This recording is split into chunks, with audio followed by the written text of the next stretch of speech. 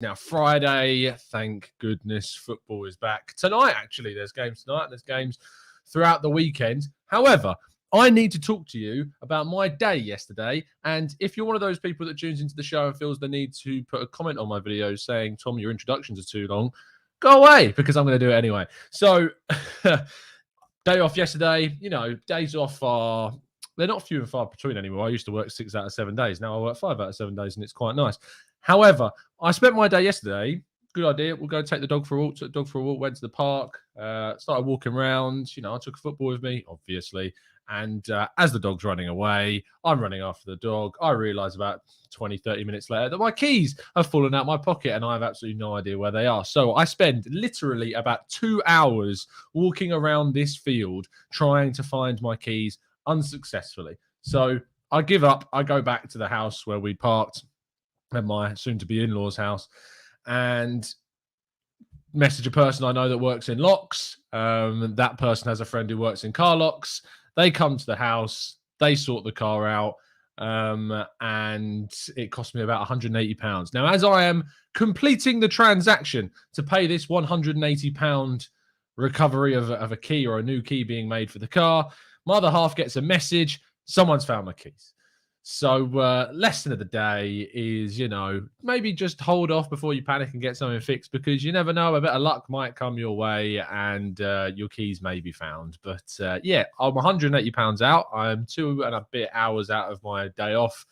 But I've got a spare key for a car that I'm going to be giving up in less than a year. But that's not the point. Point is, enjoy your week and learn to laugh at things that mug you off. Good morning to everybody in the chat box. Kaiser, good morning to you. Omar, Grant, Patrick, Stevie, Maicon, we've got Gooner UK, we've got Nathy, we've got Chris, we've got Johan Rich, we've got Matt, we've got Philip, we've got Trevor, we've got Lars, we've got Ralph, we've got Kevin, GGTV for you, Jacob.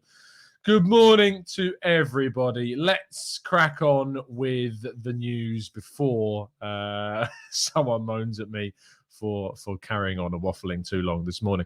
We start off, as always, by telling you to go and subscribe to the Arsenal Way. Link is in the description if you haven't done so already. We're nearly at 4,000 subs. If you haven't subbed, go sub. First story of the day, however, is that Andrea Belotti was previously linked with a move to Arsenal. His deal at Torino ends at the end of the current campaign. Those that were hoping that Arsenal may end up going in for the Italian international will be disappointed. However, reports are suggesting that Belotti is going to end up at AC Milan, likely to be a longer-term replacement for Zlatan Ibrahimovic, which also in itself probably has an impact on whether or not AC Milan would have ever gone in for Alexandre Lacazette in January as well. So those that are sitting and praying to see Belotti at Arsenal, apologies, you're not going to see Belotti at Arsenal next season. Our next story, however, revolves around Pierre-Emerick Aubameyang. And again, the links with him to Barcelona have resurfaced.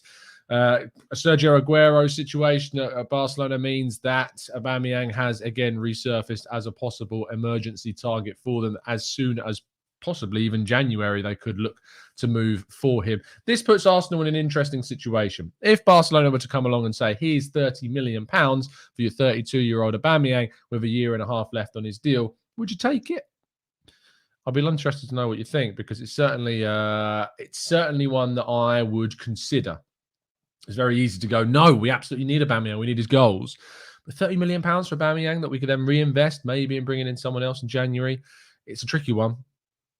Probably lean towards being more sensible, though, and not taking that deal. But it's an interesting one. And I'd love to know your thoughts, and I'll come back to those in just a second when we get through the news. Now, Alexander Isak has been speaking, possibly, about being a replacement to Pierre-Emerick Aubameyang. He says, I am in a good place at the moment. I'm very happy. But one day, it would be nice to play in England as well. They have 6 or 7 of the biggest clubs in the world. Yeah, that must be, Arsenal, Chelsea, City, United. Who are Liverpool? 6. I suppose you've got Nottingham Forest. Anyone else? Aston Villa, maybe. They've won a European Cup. It must be those. I can't think of anyone else. Is Antonio Conte? No. They have 6 or 7 of the biggest clubs in the world. It is a very high level. And of course, one day it would be an alternative. Every player wants to be the best version of themselves and reach the highest possible level. Alexander Isak, of course, 22-year-old striker, has struggled to score this season in La Liga, but is starting to find a little bit of form. Had about 5 games at the beginning of the season where he didn't score. Was scoring, however, for Sweden. And Real Sociedad are having a fantastic campaign in Spain this season. They're really up there amongst the big guns and fighting for a title challenge right now, if it is going to be able to be sustainable. They got a really, really interesting side with some really, really good players. Mikel Moreno, David Silva, of course, is now there too. It's a very intriguing team, and one that I hope that goes, to be honest, I'd love to see them go all the way and compete until the end of the season. And you never know, pick up a title. They've already picked up a Copa del Rey. Why not a La Liga title? Now, Tomiyasu has been amazingly speaking about Tottenham Hotspur. This is one of my favourite quotes I have ever read from an Arsenal transfer target turned player. This is so glorious. It's just everything about it just fills me with joy. On a Friday, it made me smile when I was reading it this morning. He says, I thought I wasn't able to join Arsenal. I thought I was going to Spurs. On deadline day, I rejected them. Arsenal asked me to join them, and I did immediately. What a quote. Amazing stuff from Tomiyasu. He knows the deal. He's already got his first North London derby win. He knows the feeling of playing for Arsenal. It's nothing like playing for Spurs. I mean, they're not even in the 6 or 7 best clubs in the world, in England rather, right now, are they? So it's it's an amazing quote, and you got to love that guy. As Nikolai says, you got to love that guy. You can't not love that guy. It's great. It's fantastic. We love to see it. We move on though to our final story of the day, and probably the main talking point of the day. England's international team was announced by Gareth Southgate. He decided to include Aaron Ramsdale and Bukayo Saka, as we know, and quite rightly too. However, there was no place for Ben White or Emile Smith-Rowe in this lineup. Now, to kick things off, I do not agree with anyone that isn't bothered by this. The amount of tweets I saw yesterday going, I don't care, they're not going to be playing, it means we avoid them getting injured. I get that. Hey, look, if it was between Arsenal winning the Champions League and England winning the World Cup, I'm a club man. I'd rather see my boys win the Champions League. No matter what you say about it, I'm just an Arsenal man through and through more than I am an England fan, despite being English through and through, whatever. Although you probably do one of those DNA tests, I'll end up being mostly Scandinavian, most likely. But the point is that I still care very much about my national sides. I love watching England in World Cups. I love the togetherness of the country, other than the idiots that we unfortunately have in this country that ruin it sometimes, as they did at the Euro final. But at the same time, I want to see Arsenal players in the England team. It makes me watching England a lot more enjoyable. It gives me something more to enjoy about watching England when it's not at a World Cup or at a Euros or whatever. I want to see my boys playing international football. It's brilliant experience. It makes them better players. It improves them on another level that they can't necessarily improve just in their club environment. It's very beneficial for players to be playing international football where possible. It gives them a chance to play with other players, other coaches. They learn things. They get better. It's just important. So you can't just disregard the idea of a player playing in the national team because it's, oh, but now they won't get injured.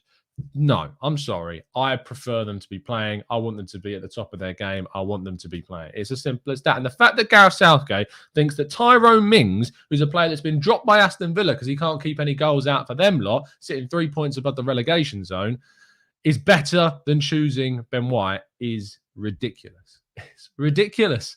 Emile Smith-Rowe as well. More goals and assists than Foden. More goals and assists than Jack Grealish. I'm not saying he should be in there instead of them, but he should be in there. He should be in there instead of James Ward-Prowse. I know they're not the same player, but you've got Jude Bellingham, you've got Jordan Henderson, you've got these players.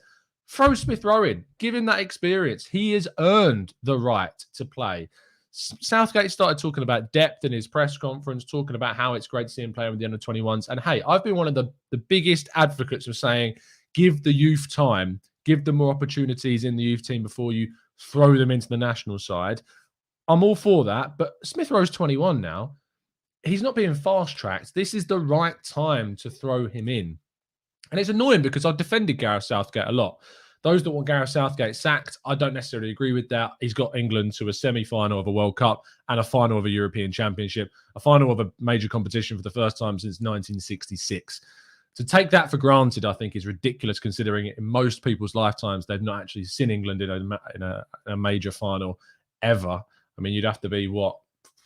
Quick maths trying to work out how old you'd have to be, but you'd have to be along the lines of 56 or over, whatever, to have seen England in a major final. Don't take it for granted. He's done a really good job with the players that we've had, but at the end of the day, I'm sorry, you should be giving Smith Rowe a chance, and you absolutely should be giving Ben White an opportunity into the team. He's got favourites clearly, and that's annoying. It is what it is.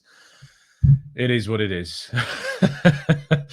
That concludes the news and a lot of my ranting this morning. If you've got a question you'd like to throw into the chat box, then please do that. Questions, queries, thoughts, theories, anything you like, put it into the chat. We'll go through as many of them as we feasibly can. I am interested in your thoughts about Aubameyang, actually. If your comments are still in the chat, I want to find how you were saying. EKK says, sell Aubameyang if we get a definite replacement. Rathavari says, yes, £30 million, take it. Harun says, 40 million. Fala says, yes, in a heartbeat, £30 million. Black and Blanco says, what are they going to pay with Barcelona? I don't know what they're going to pay with. AGK says, Tom, what do you think about Conte's Instagram story when he signed playing the Arsenal chant instead of the Tottenham one? It's been rectified now, but shows that everyone knows who runs this town. I think it's bloody hilarious and not surprising in any shape or form. I would take 30 million now for Aubameyang, says go. Newcastle might sign Aubameyang for 30 million, says Richie. GG says 40 million for Aubameyang. We can talk. Jacob says would take 30 for Aubameyang. Love the guy, but he's past his best. So the feeling is 30 million pounds from Barca in January. Most of you would consider that. Really, really interesting. Yasir says, Tom, do you think Atletico would sell João Felix and how much would he cost? I don't think they would, because they've invested a ridiculous amount of money. I think it was over 110 million pounds they paid Benfica for him, 110 million euros, something like that. I think that if they were going to sell him, they'd want a ridiculous fee for him. I like him. I still don't think he's necessarily reached that kind of level, and I think they did panic buy him after losing Antoine Griezmann. But at the same time, I wouldn't go for him because I just think he would cost far, far too much. And I don't think you're necessarily going to get, the player that you think you're going to be getting. And there's a lot of risk associated with bringing him into a new league as well. Art says, thoughts on Saliba's mistakes against Lazio? I saw so much Arsenal fans bashing Ben White yesterday, surprisingly. I actually haven't. I didn't watch the game. I did see a couple of tweets about him not having the best of games.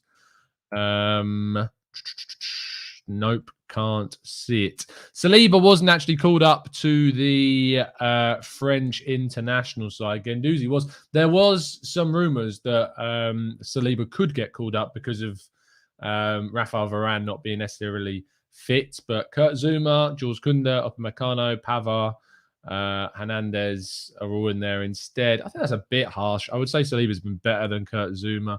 I think he's been better than Jules Koundé as well. But, I think it's probably a little bit harsh that he's not in that team. But you can see as to why. There's a video that's not going to play. Something about Immobile scoring a goal. Saliba Immobile. Oh, I'm watching it now. Oh, it's a bad touch. Okay, so the ball comes to me. Yeah. Look, at the end of the day, he's played exceptionally well. It's one mistake. That's a really, really kind of immature error and something that he will improve. I'm not going to lose my mind. He's been very, very good, and those mistakes are not regular at all. It's a really annoying pass to get played back to as well, but I wouldn't be having a go at him for that.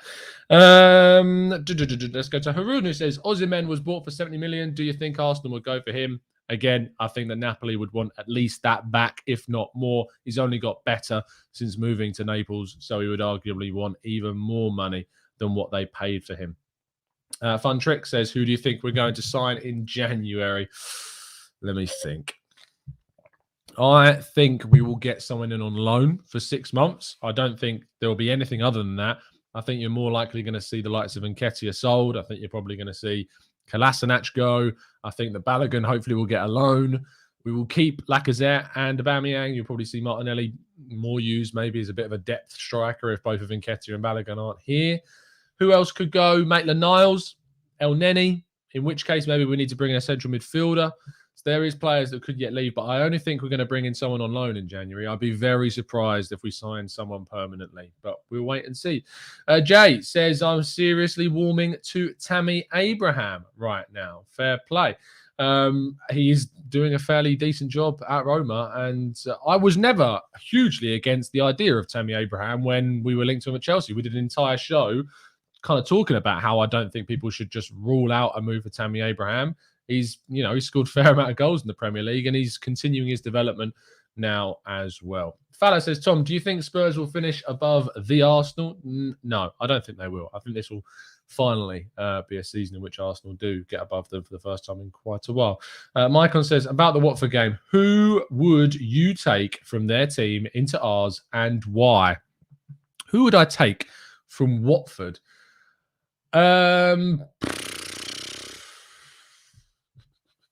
Let me have a look. Watford fixtures. Let's see who they played in their last game. Who would I take? I wouldn't take King. Wouldn't take Ismaili Sarr, I suppose, is the only one I would take. Ben Foster as backup. Get that YouTube work going. Sarr is the only one that I would take from that Watford team as kind of a backup position. It's the only really one that we have that we could look at, to be honest, isn't it? I don't know who else you would look. I wouldn't take Will Hughes. Haroon, I don't think he's good enough. Sarr is literally the only one I would look to. I would move out Pepe. I think give Sarr a chance. Why the hell not? I think Sarr is going to give you a lot of depth in this side, and there won't be the same amount of pressure on him as there is on necessarily Pepe. So who knows? Ozan Tufan says Mew News. Maybe. I don't know anything about him. I know absolutely nothing about it. He didn't even start the game against Southampton.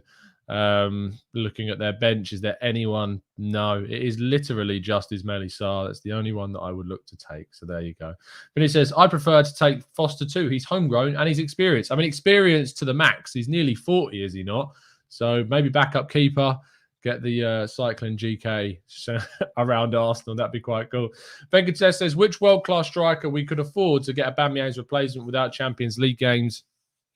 Vlahovic, maybe.